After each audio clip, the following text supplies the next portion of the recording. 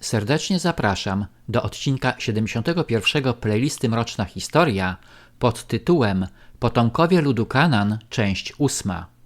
W poprzednim odcinku 70 opowiedziałem o kultach bożków czczonych na ziemi Kanaan.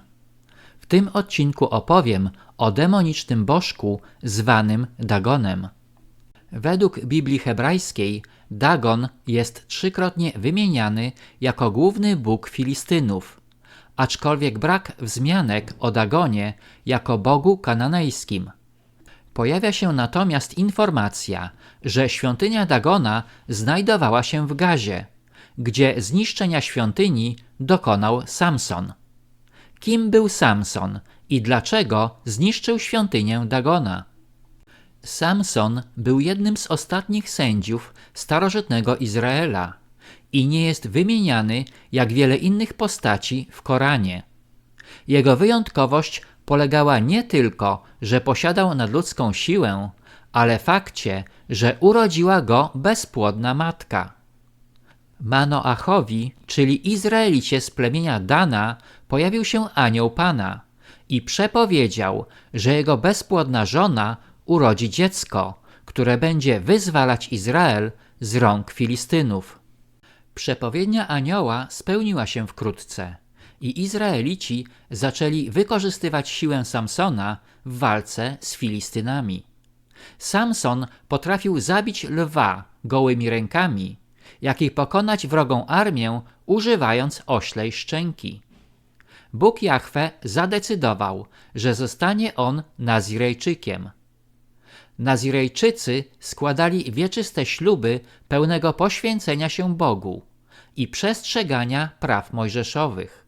W Starym Testamencie Nazirejczykami byli sędziowie Samson i Samuel, a w Nowym Testamencie Jan Chrzciciel. Nazirejczykowi nie wolno było spożywać żadnych napojów alkoholowych, strzyc włosów i zbliżać się do zwłok. W rozdziale 6 Księgi Liczb czytamy: Gdy jaki mężczyzna lub kobieta złoży ślub nazireatu, aby się poświęcić dla Pana, musi się powstrzymywać od wina i sycery. Nie wolno mu jeść winogron, zarówno świeżych, jak i suszonych. Przez cały czas trwania nazireatu nożyce nie dotkną jego głowy i ma pozwolić, by włosy jego rosły swobodnie. W okresie, kiedy jest poświęcony dla Pana, nie może zbliżyć się do żadnego trupa. Nawet przy swoim zmarłym ojcu, matce, bracie czy siostrze nie może zaciągnąć nieczystości, gdyż nosi na swej głowie znamię poświęcenia dla Pana. Na swoje nieszczęście Samson zakochał się w kobiecie o imieniu Dalila, która współpracowała z Filistynami i miała odkryć dla nich tajemnicę siły Samsona. Ostatecznie Samson wyjawił tajemnicę, że tylko obcięcie mu włosów pozbawi go siły. Jeden z filistyńskich ludzi ostrzegł Samsona, co było równoznaczne ze złamaniem ślubów Nazireatu. Samsonowi wykłuto oczy i uprowadzono do Gazy, gdzie musiał pracować przy żarnach.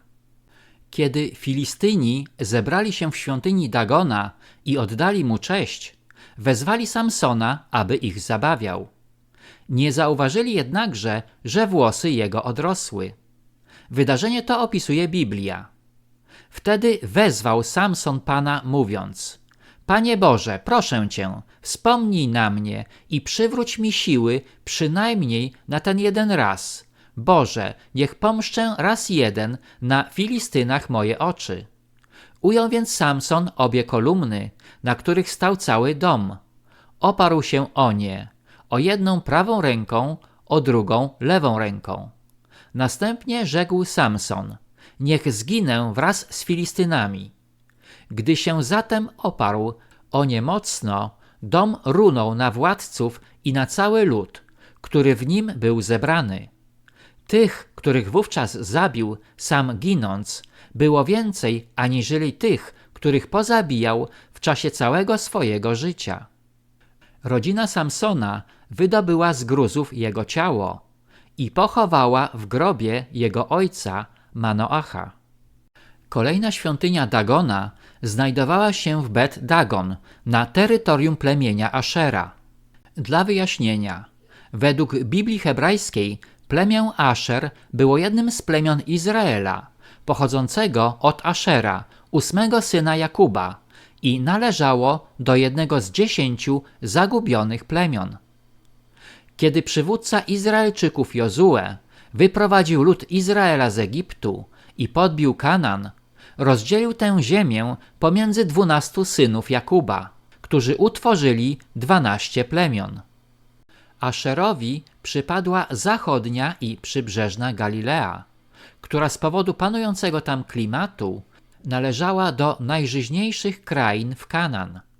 Wkrótce Aszer stał się zamożnym producentem oliwy z oliwek. Przed powstaniem Królestwa Izraela nie istniała żadna władza centralna i wszystkie problemy rozwiązywali tak zwani sędziowie. Jednakże z powodu najazdu Filistynów Izraelici postanowili stworzyć silną monarchię i Aszer ze swoim plemieniem dołączył do Królestwa Izraela, którego pierwszym królem był Saul. Kiedy zmarł król Saul, wszystkie plemiona, za wyjątkiem Judy, były lojalne wobec jego syna Iszbala. Jednakże, kiedy na tron Królestwa Izraela wstąpił wnuk Dawida, Roboam, plemiona północne oddzieliły się od domu Dawida i ponownie utworzyły Królestwo Izraela, tym razem jako Królestwo Północne.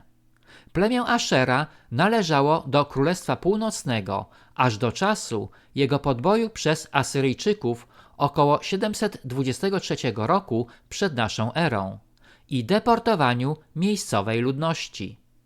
Od tego czasu plemię Ashera należy do jednego z 10 zaginionych plemion Izraela.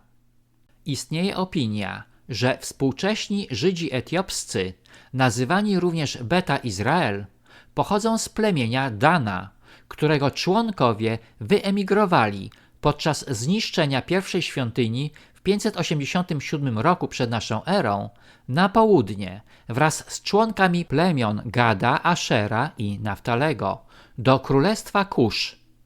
Królestwo Kusz było starożytnym królestwem w Nubii, położonym wzdłuż Doliny Nilu, na terenie dzisiejszego północnego Sudanu i południowego Egiptu. Świątynia bożka Dagona znajdowała się również w mieście Aszdod, na wybrzeżu Morza Śródziemnego, 32 km na południe od Tel Awiwu. Do świątyni tej została przyniesiona Arka Przymierza, zdobyta przez Filistynów. Według Biblii, po przywiezieniu Arki dnia następnego z rana, mieszkańcy Aszdod znaleźli posąg Dagona leżącego na brzuchu przed Arką, a więc postawili posąg do pozycji pionowej. Kiedy przybyli dnia następnego, znaleźli leżącego bożka przed Arką, ale tym razem z odciętą głową i rękami. Dagon jest również wspomniany w pierwszej księdze Machabeuszów Etiopskich, która została spisana około IV wieku naszej ery. Pomimo upływu czasu, nazwa bożka Dagona jest wykorzystywana w czasach współczesnych. Dagon jest nazwą planety wokół gwiazdy Fomalhaut, jednej z najjaśniejszych gwiazd w konstelacji Ryby. Dagon występuje również w grach komputerowych, jak Wiedźmin czy Dungeons and Dragons, jako władca demonów. Natomiast Howard Phillips Lovecraft opisuje go w swojej książce Dagon oraz Widmo nad Innsmouth słowami: istota wyłoniła się majestatycznie z mrocznych odmętów, ogromne niczym polifem i odrażające istne monstrum z najgorszego nocnego koszmaru. Podpłynęło żwawo do monolitu, objęło go gigantycznymi, pokrytymi łuską ramionami, pochyliło ohydny łeb, po czym wydało kilka miarowych dźwięków. Jednakże demoniczny bożek Dagon nie był jedynym w starożytnej krainie Kanaan. Dziękuję za wsparcie mojego kanału przez Buy Coffee Tu, link pod filmem. Na tym zakończę odcinek 71, w którym opowiedziałem o bożku Dagonie. Serdecznie zapraszam do odcinka 72 pod tytułem Potomkowie ludu Kanaan, część 9.